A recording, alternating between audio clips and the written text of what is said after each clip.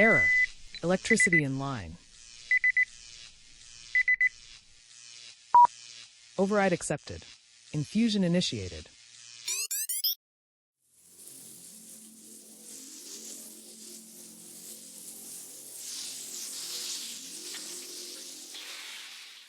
Welcome to the INS Infusion Room, the official podcast of the Infusion Nurses Society. In this podcast, we explore all things infusion therapy through a real-life conversation, covering the latest trends, new research, evolving standards, and key industry insights. Whether you're an experienced infusion nurse or new to the field, we aim to keep you informed and empowered with the knowledge to stay at the forefront of the profession. My name's Derek, and I'm your host. Let's dive in. Hello and welcome to another episode of the INS Infusion Room. Today, we have a very special guest, Dr. Xu, joining us from Australia. Today, we're going to talk everything about PIVCs in the emergency department. And there's a lot to unpack within this episode. I'm super excited to bring it to you all and have Dr. Xu in the studio with us today. Welcome. Thanks, Derek. And I'm such honored to be here for my first ever podcast, as I said to you earlier. And I'm really excited. Thank you for NS for this invitation as well. So my background is a nurse practitioner working in emergency department with more than 20 years experience. I'm also a clinician researcher, finished my PhD a few years ago. I have a very strong interest in research in emergency care, vascular access device, and implementation science. So the reason I sort of choosing AV as one of my focus of my research is because I was absolutely lucky to work with one of the well-known research group called Avatar. So they're based in Australia and it's well-known to doing research in the vascular access device. And they have a group of very intelligent people, clinician and research together. So I sort of grew up with them. So as a clinician working in emergency department, I just naturally fell down into this little niche area of probably better, hopefully we can promoting better care of our patients in ED when we're putting a cannula in them. So that's really why I sort of got into this field. Yeah, huge shout out to the Avatar group and all the work that's published from that group. I mean, kudos to you and your team. There's been so many advances because of the important work that you and the experts within Avatar provide. So again, thank you for your work. So let's talk a little bit about why is the emergency department such a critical environment to study PIVC improvements? I would feel like probably because of volume and commonality of the PIVC. So as we all know, emergency department is one of the very critical area of a hospital because the front door of the hospital. For people coming into hospital, they will need some sort of intervention. And like, by the way, just give you some idea about how big Australian is. Like we got about 8.2 million of patients come to emergency department every year. Roughly, that's obviously this number keep on growing. In Australia, in the public health system, which means majority of patients will come into the public hospital door and don't need to pay anything, which is very lucky in a way compared with other countries like US. And one of the reasons I chose probably to study PIVC just because PIVC is one of the most common invasive procedure we sort of provided to patient when patient come to ED, no matter is in Australia or globally.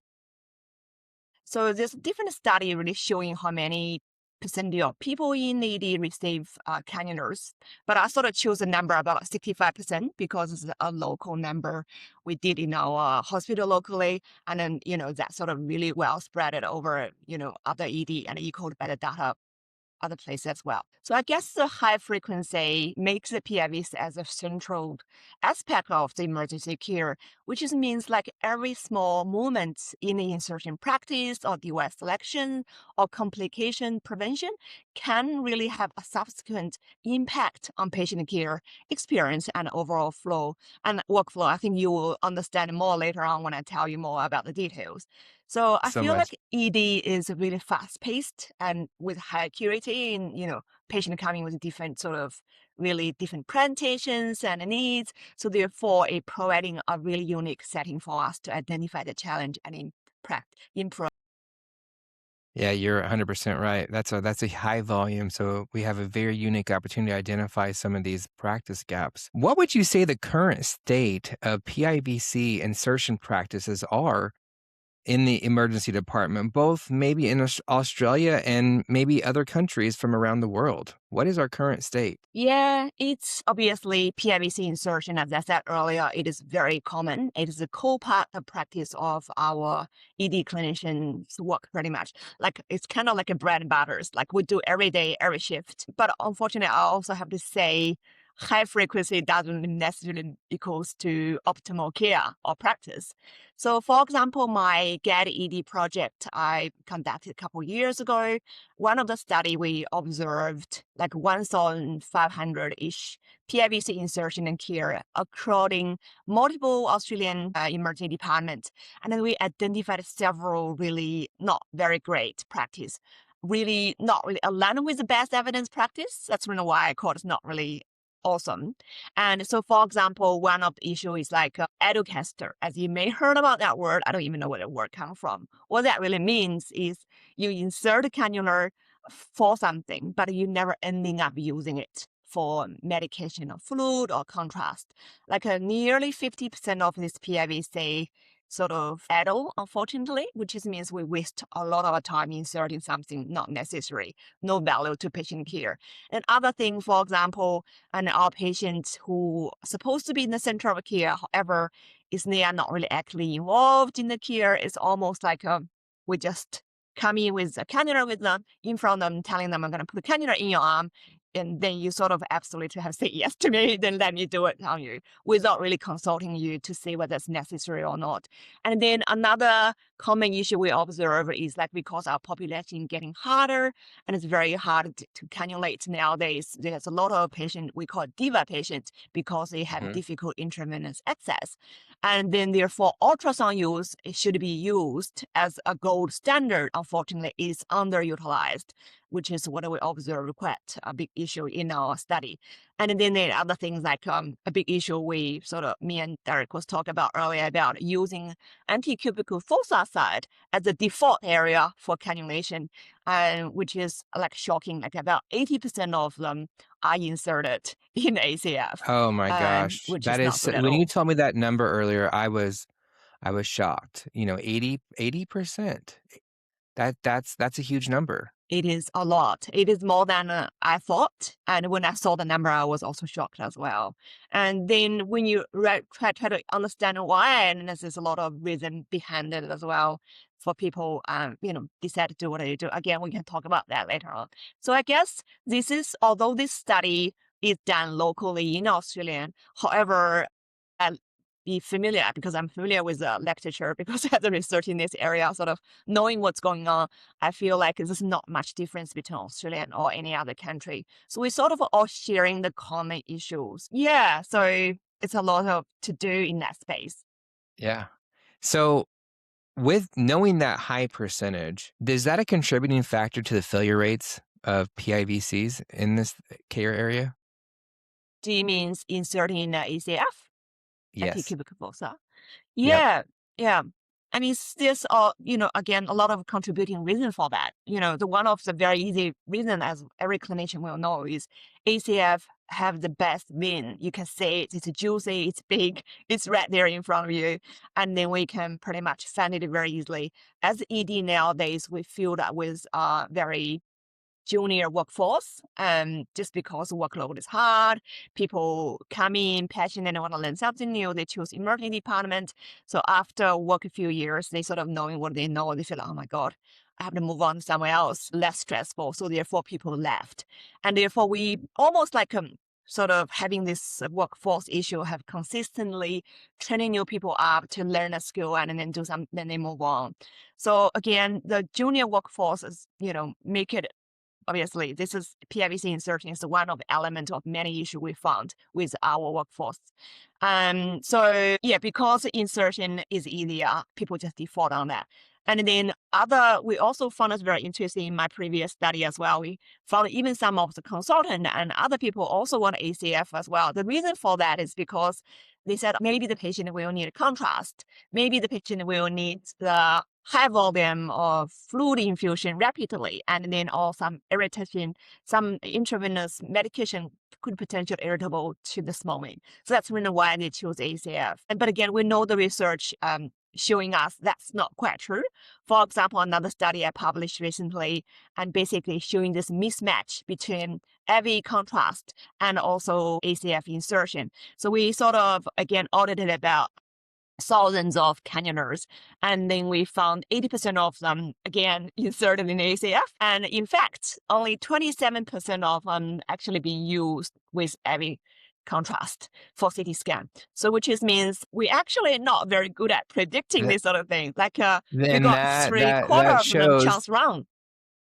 that shows the rationale does not hold true. The reason why we need to move forward with placing the IVs in the AC. So, wow, those numbers are staggering. And the outcomes associated with this type of practice are sometimes very severe. Mm. Referring back to my time in the ED, although this is an invasive procedure, it's looked at as very routine and not given the same attention as some of our other invasive procedures because the fact, like you mentioned earlier, because it's done so frequently. So it's downplayed. And because of that, our patients are at risk. Yeah.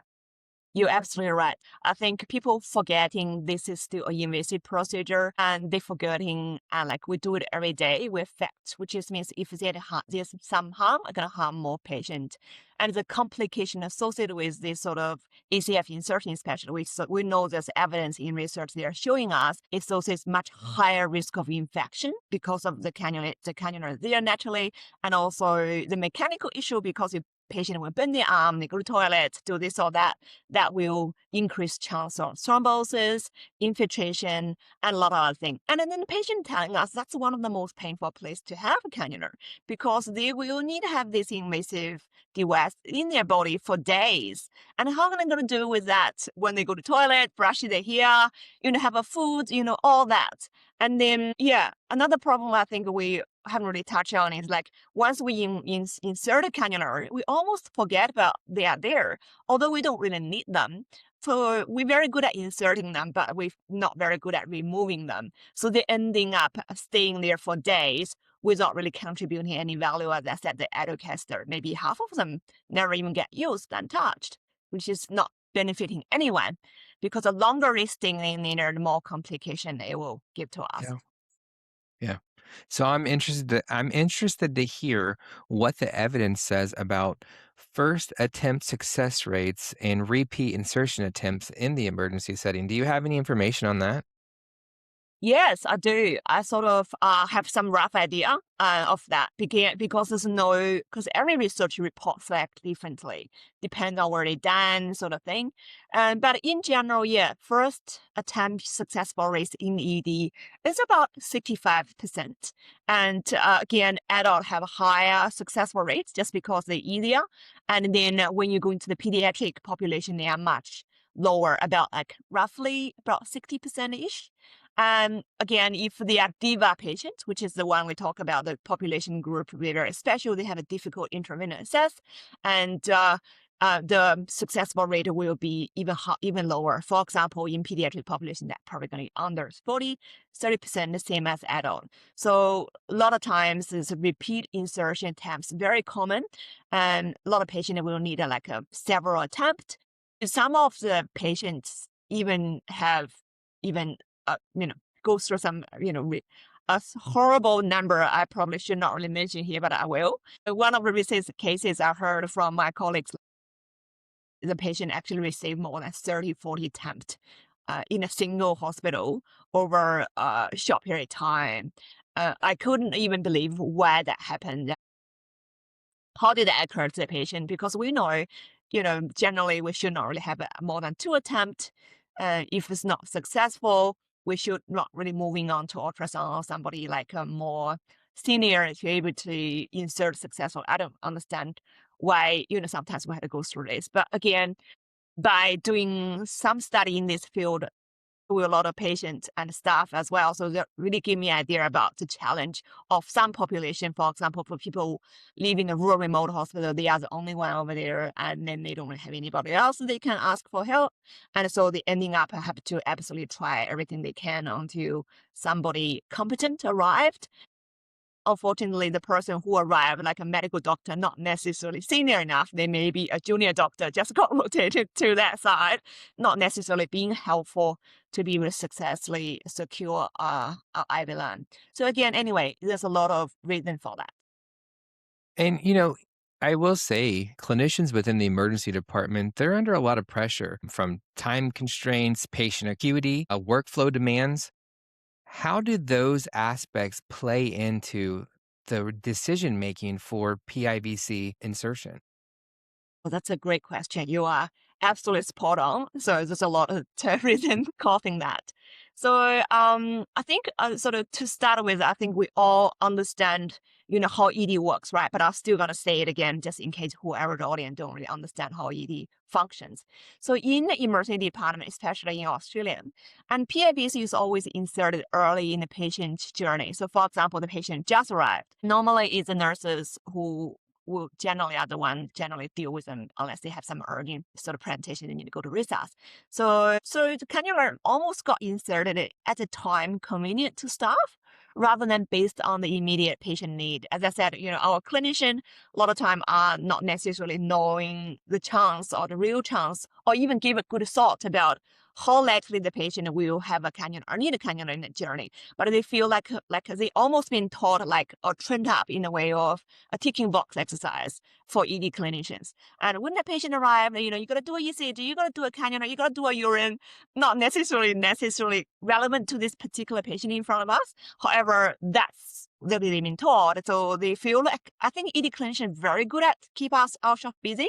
We just got to looking for things and do something for us, make us feel like we are useful and doing something. So cannula absolutely become one of the things we'll be very proactively trying to do. To avoid potential delay later on, because later on in the flow, and once we're done this patient, we're going to move on to next, we don't really have time to come back to see the same patient. So if we miss the opportunity to insert that area, and later on we can't really do that. So again, because of high time pressure, patient acuity, workflow demand is really impact on our decision making. And then our clinicians just default into something familiar with the techniques they normally like to do, and the common inserting side ACF, rather than conducting a meaningful, probably relevant assessment to choose which one is more suitable or which device is more meeting the long-term needs. So again, all that really, basically contributing to the practice we practice today. So it's all reasonable to us if you put it into the context. Yeah, and I think urgency is a huge component within this as well. So how often do you think that the urgency is prioritized over appropriate device selection and or vessel health? I think sometimes, but not all the times. And it's kind of like a combined issue. And obviously, urgency, sometimes it is the priority for ED clinicians. And if they need to go into resus, and then we don't really worry about it. We're going to insert it. We don't worry about how dirty or bad the job was done, as long as we can get in a line in and patient can, stay with their life. So that's certainly not a problem. But I guess we almost got into attitude of is like every patient coming is urgent, but reality, is that quite true? Probably not. Like if you look at every single emergency department data, it's only like a very small percentage of people are category 1 or 2, which means they need something urgent right now here and in a few minutes time. But the rest of the patient, we actually got time. We got plenty time. And I know in our department, we don't really do well because as a public hospital, and some of the categories 3 or 4, 5, they could wait for hours to get things happen to them. So which just means, it is urgent. I mean, it is needed, but it's probably not, that urgent. We do have time to think. And then another part of that, as I have to really point out, Derek, is probably, other bit, like a culture, So it's almost like and also probably even education, a lot of other things factor in that as well. It's almost like in in the between space between the time pressure, gaps in education, confidence of clinician, and also the system support. So like a lot of things play in that role. So as many of the clinicians are aware, they should, choose the best venous they can. You should avoid whatever in theory. However, there's limited training in the vascular assessment, ultrasound data insertion, escalation pathway, and all this actually matters to our better, PIVC practice. Unfortunately, are not get reinforced in the practice because our education team are flat out with them, the mandatory training and a lot of other priorities they have meet, and our clinician almost the same. They just feel like, once I work in ED, I become an expert of cannulation queen or, whatever. So I don't really need to learn anything more about that. They don't understand it's actually a lot of skill involved. So yeah. And another thing I think very interesting in my research I found as well, in some cases, when we interviewed our clinician, they told us they not feel like they've been empowered to pause, reassess, and seek assistance if the initial attempt failed. And especially in the environment when it's very busy and, there's a lot of needs going on. So they almost feel like, oh, I have to try my twice, although I don't really feel like I can get in.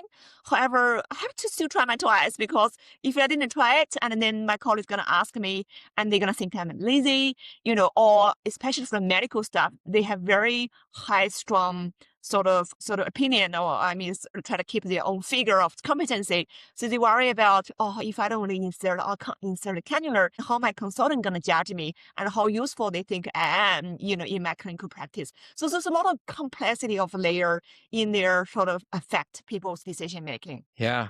So what are the downstream consequences when IVs are placed in the ED that are not suited for the patient's anticipated therapies? There's a lot. There's a lot of them. Don't let me start it on that. It's a big question for you, but you're the perfect person to answer.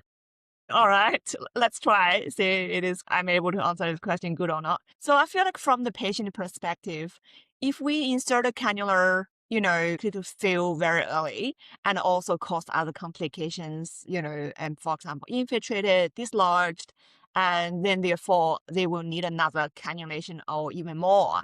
This is certainly going to increase pain and anxiety and, treatment delays and also damages to vein as well.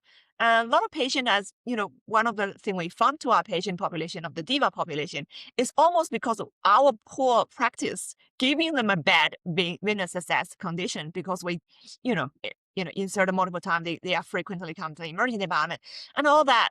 It's not a good experience. And because don't forget, there's a lot of patients actually are needle phobic as well. I have done another study recently.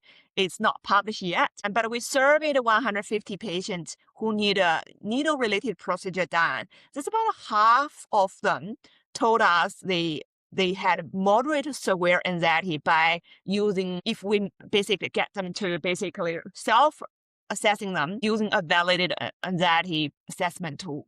So that's shocked me. So there's a lot of patients sitting there pretend they are pretty strong and well, but unfortunately, potentially a fear of needle.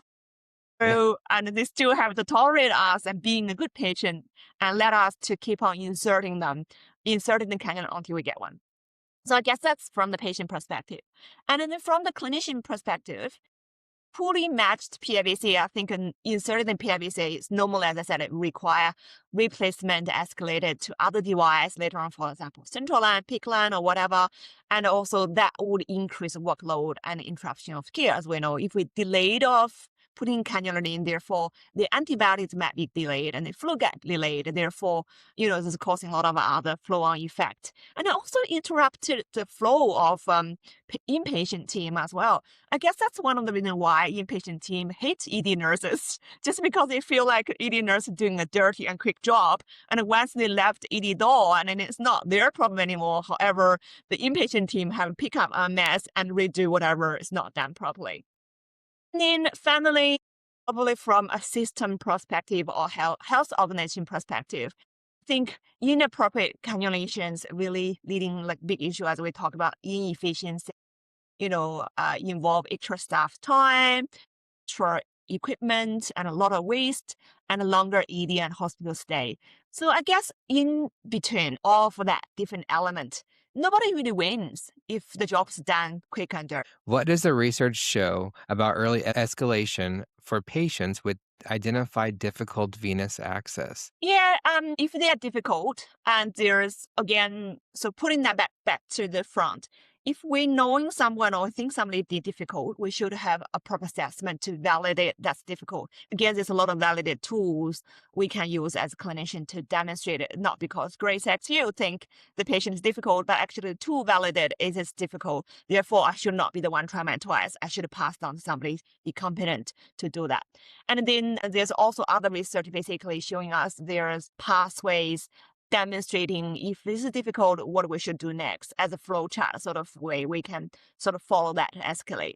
But generally is the common way people use in the real practice is they're going to go for the next people above them. So for example, if I'm a junior nurse, I tried my twice, I failed. The next person might be my colleague who's also a registered nurse and then who potentially can lead better in a way. And then if they failed, then they're going to go clinical nurse or somebody else, then finally get the medical team. That's the reason why people ending up with so many cannulation, not necessarily. But if from the research practice, and there's, I'm not sure, people from US background really know there's one PIVC clinical care standard and actually published in Australian, like in 2021. Probably you guys don't know that yet, but I'm telling you guys, but just let you guys, whoever don't really know, you guys have one coming as well. So just watch out on that. In that particular clinical care standard, basically in standard 5 in Australian version, what we said is you should maximize the first insertion success, which just means if you know it is difficult, you should not even try if you don't feel like you're competent. You should leave the patient and escalate it to somebody who can insert successfully, and which is, we know DIVA patient landscaped sort of blended insertion technique is not going to work. You will need ultrasound. So, and ultrasound is the gold standard practice. So the next one is really just escalate to them straight away. Therefore, they can ensure the first insertion is the best insertion rather than we repeatedly causing damage and trauma to patient wing. So from an equity perspective, how do current PIV practices in the ED disproportionately affect certain patient groups? It's a very good question. I think sometimes we almost forgot about this population because we kind of like to call them a difficult population, and from the from the perspective, the clinician's perspective, because whatever reason it is. So I would feel like, for example, the elderly and all the patients who have chronic disease. Generally, this population, they don't really have the ability to advocate for themselves. For example, our elderly population and their venous condition is generally it's harder and the skin fragile. Therefore, they're likely going to having more attempts. Or people having obesity or probably darker skin tone. And again, this population generally our ED clinician very good at by look and feel, and so if they can't see the difference in the color or they can't feel because patients have a lot of fatty tissue in between the skin and the vein, then that's going to make their first insertion much harder. And then also patients, as I said, come to emergency department. Unfortunately, either they had a drug use, but they use recreational drugs intravenously, or they receive chemotherapy, which is they've been get damaged. And all this population, again, they don't really have a great venous condition. It's a lot of scar tissues, and which is makes them harder to insert as well. And then another population, don't forget, all the country almost nowadays all multicultural. Like a lot of people come in, not necessarily speak English as a first language. There's a huge language and communication barrier. They can't really advocate for themselves really well. So make them really sort of unfortunately become the population didn't really receive the service probably at the level. And I should put it this way. I should have called them a vulnerable population and did not potentially, there's a bit equity issue in there as well. So who's typically responsible within the emergency department to place the PIVs? And what does that training look like for these clinicians? In Australian background, generally are nurses. So again, the doctors will as well, but generally are the junior doctors. So I have to say I would say the assumption is like most of them are junior doctor and nurses, unfortunately, because this is a bread and butter procedure, as I said earlier, for them to learn. And this is probably one of the number one skills they have to learn to make them feel almost like useful and competent as an ED clinician. So, so they are the one not necessarily have the best skill because they're still learning their skill, and obviously that take times to get better. Unfortunately, training part from the training perspective, there's a different training as well. Depends on which hospital you are, how you got trained, and from my informal sort of understanding, because I've talked with people about this sort of thing all the time, no matter doctor and nurses. And I think the nurses are generally receive better trainings. So the training, however, when I say that, I still have to say the training vary differently. So some of the training could be like a half an hour, like a in-service, and then you can go to insert and poke your patient without even attempted on any sort of model or whatever, and then you almost just been taught and showed how to do it, then go ahead to poke your patient and get your skill up. And then other ones, another end of it is like it's a 1-day workshop. So some hospitals are really good at providing more complement training, so therefore they got more opportunity to learn the theory and also learning insertion and practice insertion in IV, for example, FICAM, medical or whatever. And if you learn ultrasound, again, they will might give you a chicken breast or some other phantom or whatever things, and for them to practice. And then from the medical perspective, it's actually quite shocking. A lot of doctors don't even receive any formal training at all. It's almost like their colleagues show them how to do that. It's kind of like a show one, do one, practice one. Obviously, that's a worst scenario. Yeah. And then other, most common one would be like a couple hours workshop provided by either doctors or actually nurses to teach them how to practice. And then they will again go to find their own patients and practice on them under supervision, or sometimes not under supervision. And once they're competent, and they will go ahead. So if we were looking at a practice change, what practice change would have the greatest impact on improving PIV outcomes in emergency care, if you had to pick one? It's a hard one. That's a really hard one. I don't know. I have an answer for you the have best. A whole list. Yeah, that's right. And I really feel like it's a kind of like almost a system issue. It's kind of like need everybody's contribution in that, and then everybody play a role in that to be able to sort of improve this practice, although it's very small. So my research background comes from implementation science. So from my way is the world is very complex and gray. There's no black and white. If you want to make a small change, you sort of need to support people from different perspectives and understand why they're not doing that well, and then what is the problem.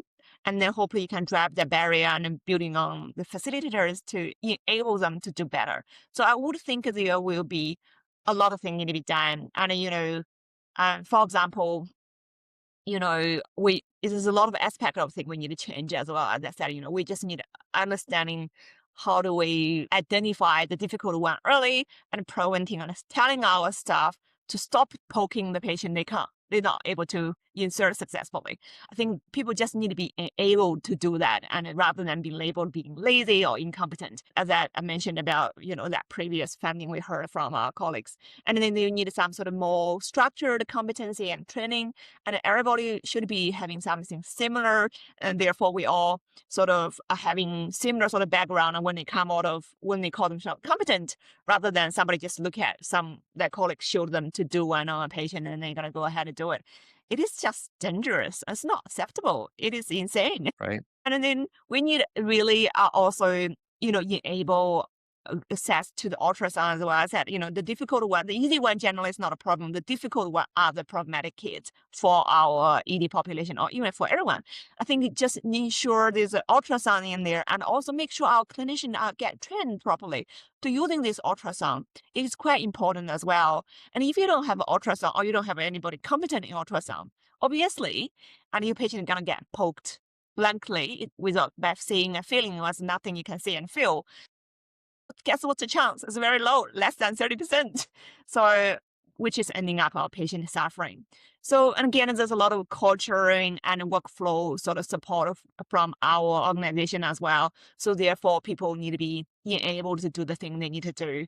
They need to be seen as a priority rather than just as one of many things you do, and it's sort of nobody really cares sort of situation. And most importantly, I think we really should bring our patient in there in this process, rather than just come to them with a needle and cannula saying, I'm going to put a cannula in your arm. Is that okay? Obviously, your patient has to say yes. But in fact, have you ever stopped to ask your patient if they can eat and drink? They probably don't need a cannula. And then maybe you could talk with them to figure out which arm is a good arm, where they want to prefer to have it, which one is a better one based on the previous experience. That will save you a lot of blended insertion unnecessarily. And then tell them how to look after it, what's precious when inserted. And then they will make sure that cannula can last longer and prevent all the complication. Because they are the one actually wearing this with cannula with them in the future few days. If we don't teach them how to self-care, don't teach them how to identify the complications, and when you wait for a nurse to find it days later on, it's already infected. A sepsis is already made. So I guess it's just like a set of strategy need to be put in place to be able to improve our care. So the next question is a call to action. How can INS and other professional organizations, maybe nursing organizations or medical organizations, how can our professional organizations better support consistent and intentional PIV decision-making in the ED? There's definitely a lot of things you guys can do all together, I should say. I'm putting you in the hot seat right now, Grace, but what's your call to action? A perfect world, what do we need to do? Yes. And I think firstly, we need some sort of policy and evidence, as NS already doing that, really good at doing that, providing evidence, guidance, telling us what is right, what's wrong, and what we should do. Put on the paper. So make it illegal. And therefore people, if they don't do it, and they basically, the hospital get credentialed and everything else, and then they just, obviously, they get some internal motivation to do the right thing. But from the organization perspective, I think it is importantly, it is promotes the increased awareness of the issue. I think if you don't really understand the issue or don't understand how bad the issue and how common the issue is, and then there's no way you want to change it. So I think that's where organization like INS come in, really playing a huge role, no matter it's nursing or medical or any other aspect. Sort of need to understand, use evidence to demonstrate there's an issue. I think my research come in handy to give you these accurate numbers if you feel free to set it and use it as evidence to prove this is the area need improvement. And then the next thing is really to supporting how do we need to make change together by calling action and setting up a strategy plan.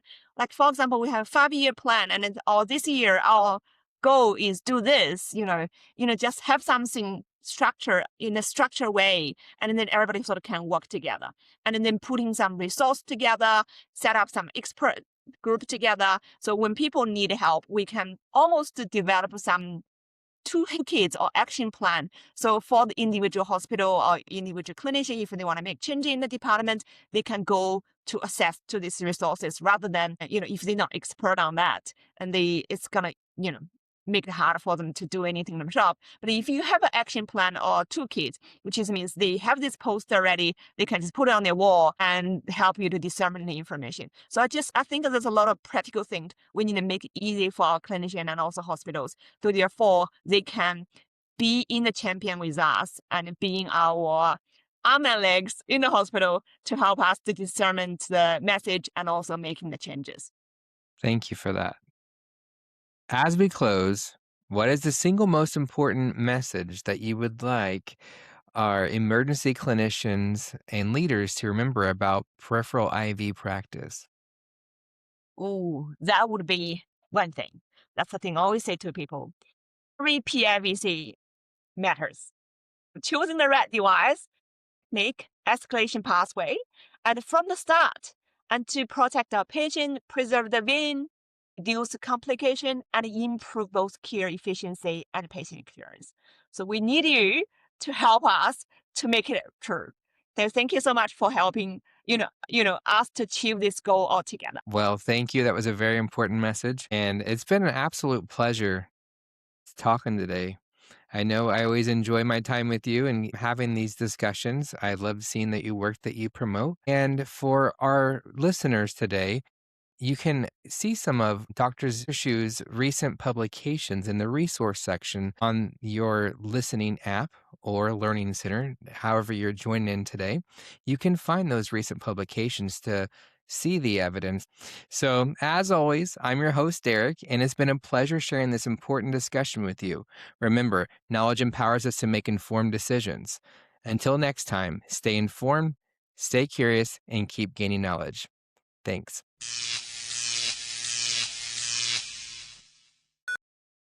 Infusion complete.